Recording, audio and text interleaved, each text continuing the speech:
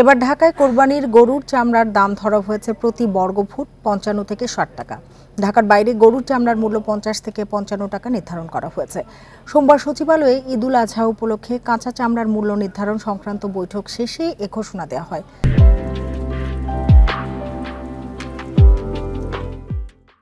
গতবারের চেয়ে এবার প্রতি বর্গফুট চামড়ার দাম ৫ টাকা বাড়ানো হয়েছে।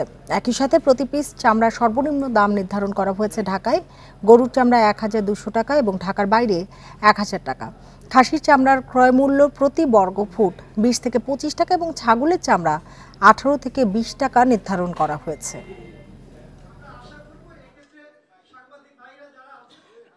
চামড়া পার স্কোয়ার ফিট আমরা ৬০ টাকা করে লবণযুক্ত চামড়া ঢাকায় কিনবো। তার মানে হলো যে আমরা ন্যূনতম একটা চামড়া কিনবো ১২০০ টাকায়। ঢাকার চামড়া ১২০০ টাকায় লবণযুক্ত চামড়া আমরা এবছর কিনবো। আমরা ঢাকার বাইরে চামড়া ১,০০০ টাকা করে আমরা লবণযুক্ত চামড়া আমরা কিনবো।